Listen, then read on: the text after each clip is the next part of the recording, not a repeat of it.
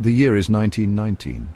Boston bustles with life. People hurry through the streets. They are unaware of the danger lurking.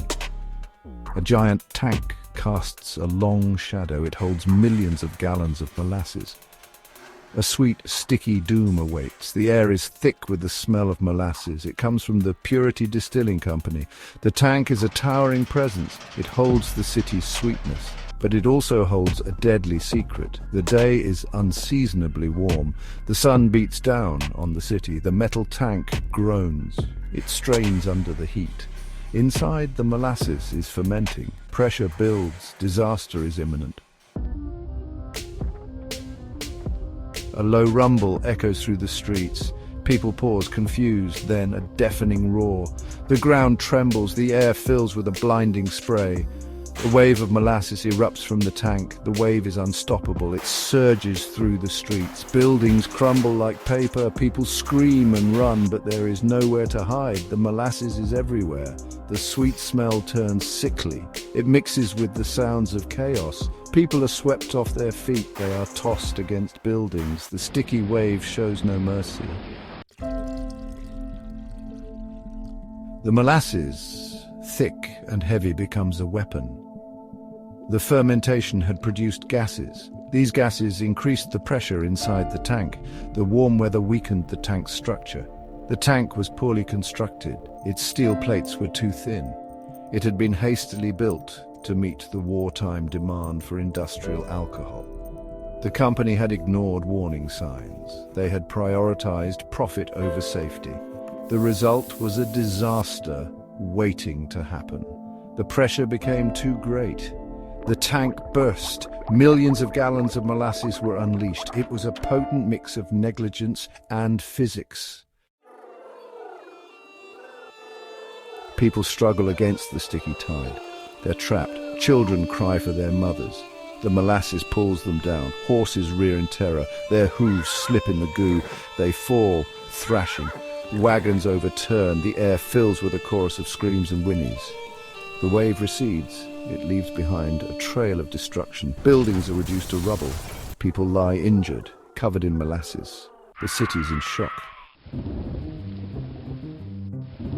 Section 5. A city covered in syrup.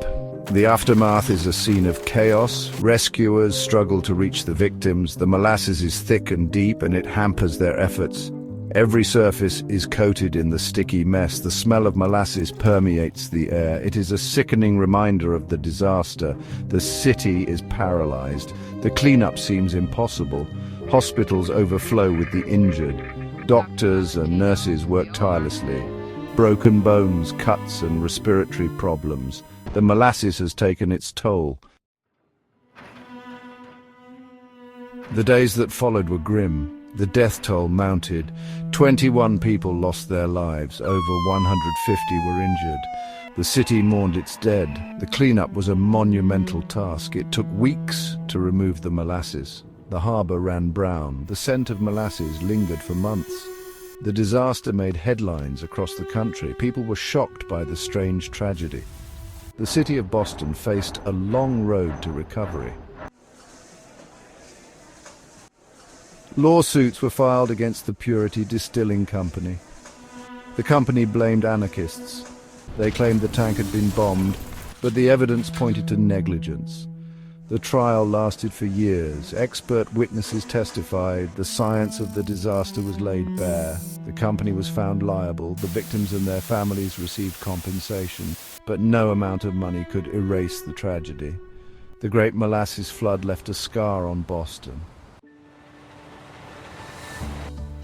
The disaster forced changes. Building codes were strengthened. Regulations for storage tanks were put in place. Safety became a priority. The Great Molasses Flood served as a warning. It showed the importance of responsible engineering. It highlighted the devastating consequences of cutting corners. The disaster also revealed the resilience of the human spirit. Bostonians came together. They helped each other rebuild their city. Today, the Great Molasses Flood is a distant memory for many, but it remains a cautionary tale, a reminder of the power of nature and the importance of human responsibility. In the north end, a plaque marks the spot of the disaster. It stands as a tribute to the victims and a reminder that even in the sweetest of cities, tragedy can strike.